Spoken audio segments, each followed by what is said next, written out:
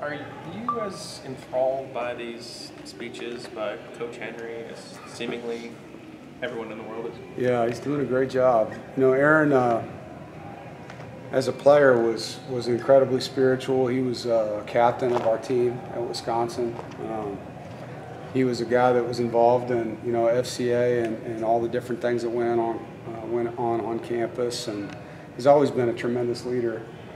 When I first got here and hired Al Bird to work through Johnny Evans in the FCA, I actually tried to get Aaron to come be our team chaplain because I think that much of him, you know, as a leader. And so, am I surprised to see him that way? No. I didn't expect it to happen. You know, it wasn't something I sat down with him in the summer. He's taking it on his own, and proud of him for it. He's doing a great job with it.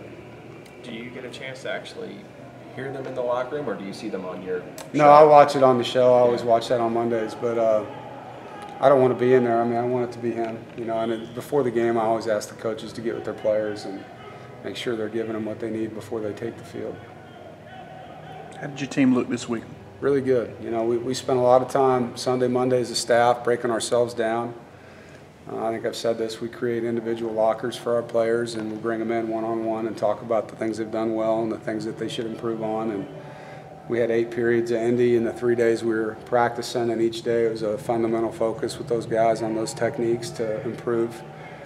Because we know that Notre Dame and eventually the rest of the schedule will be looking at what we haven't done and trying to take advantage of that. So it's our job to improve individually first and then as a team second. And we spent a lot of time on our special teams units, broke all those things down, took them apart. You know, where can we get better? What personnel can we use in certain ways to help ourselves? And then we got a head start, you know, yesterday and today with a little bit of Notre Dame work. So the guys are in the weight room now. This is their 3rd lift of the week, and then they'll get Friday and Saturday to recover and come back fresh.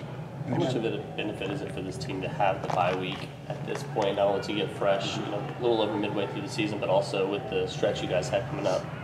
Yeah, it's critical. You know, I think if you asked any coach in the country, he'd say love his bye week to be in the middle of the season. And so it was nice to have that last year. It was after the 3rd game, and that's challenging, you know. So it was nice to have that body of work to study, for one, because I think you can get a really good indicator of where you're at as a team.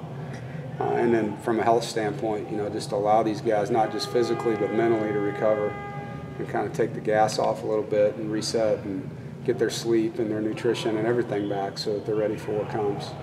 You had mentioned earlier in the year that Tony Adams had become more of a vocal leader. Yeah. When you think back, starting as a freshman, being a 4-year starter, I mean, that's rare stuff for an offensive lineman. It is. You know, I think a lot of the guys on our team, you know, they were playing young.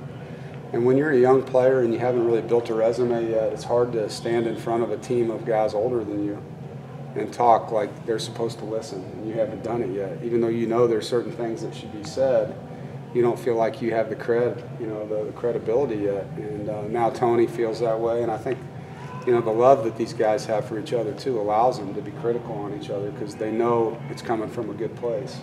And they have 4 starters from the same recruiting class on the offensive line, along with guys on the defensive line. Yeah, it was a great class. That's very rare. It is. It was a great class, but even more than that, it's a bunch of guys that have stuck through it. You know, a lot of times these days you see when guys have adverse situations, they don't stick to it. You know, they transfer, they hang it up, or they don't develop, you know, and these guys have taken the obstacles and used them, you know, to help themselves. And proud of all of them. I think it's a great blueprint, you know, for young guys to see, hey, this is how it's been done, and it hasn't been easy, you know, and to show them, you know, the struggles these guys have had. Do you guys have a chance to kind of watch as a group this Saturday, or are you guys hitting the road, watch some other kids play on Friday nights? The coaches are recruiting on Friday, and then we'll be with our families on Saturdays. I give the coaches a day off to recover as well, and we'll all be glued to the TVs wherever we're at on Saturday. How much different from what you've seen so far does their offense look with Wimbush as opposed to Edenbrook? They're a different offense. I mean, Wimbush is a great runner. I think they're playing really well. You know, I mean, you watch them across the board. Their offense, defense, and special teams, they're playing hard. They've got big guys. They had big guys last year. You know, they're experienced as well. They got a lot of upperclassmen that are playing for them.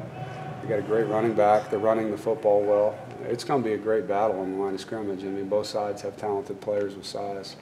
When you were talking with Bradley Chubb about going pro or not, and you're doing pros and cons, I mean, this script, I mean, you probably couldn't have scripted the first 6 games for Bradley Chubb any better in terms of his decision. Well, you know, when you're a senior, you play different than you do as a junior, and I don't think you can really express that to guys. I think a lot of our underclassmen now are benefiting from seeing what happens when you come back, you know, and we had pictures of it before with Matt Days and with Jacoby Brissett, but they really weren't in the same light yet. They weren't, you know, a first or second rounder coming out as a junior like Bradley might have been, and he had certain goals, and he's achieving those goals. He's putting himself, Jalen Samuels is the same way. They wanted to be in a place their senior year where they had a legacy to leave behind and to play their best football going forward, and I think they've both done that. Was it hard to convince Bradley that he wasn't an outside linebacker once upon a time?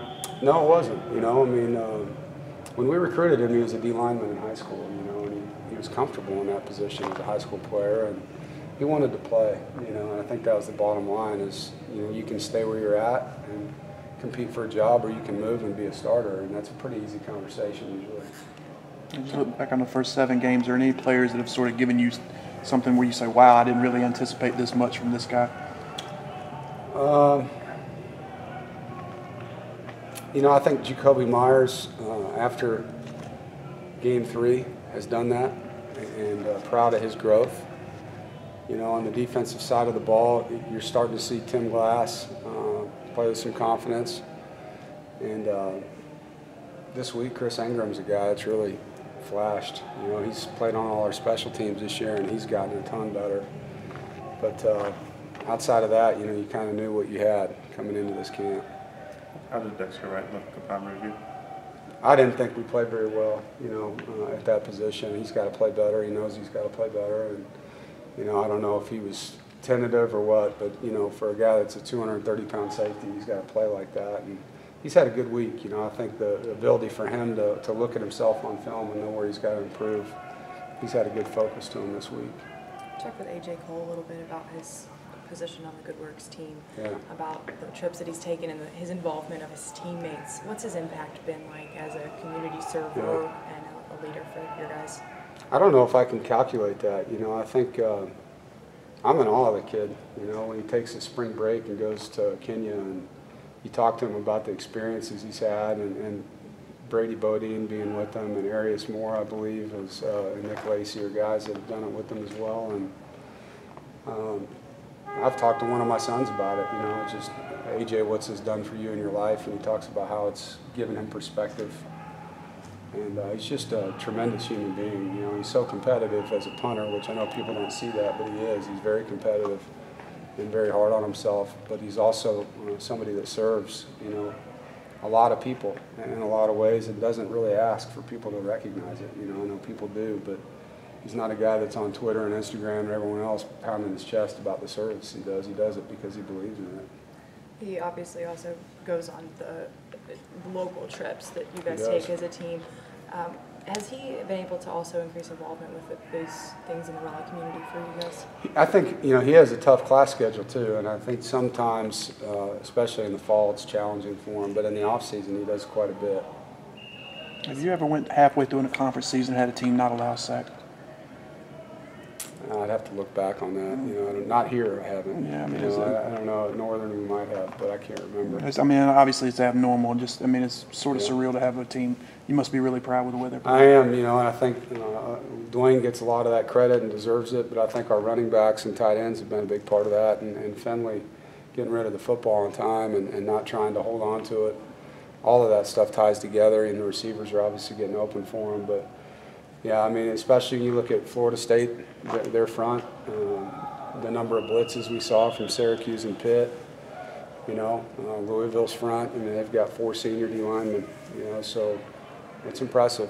And if we can continue to do that, we'll be in a lot of games and be there to win them.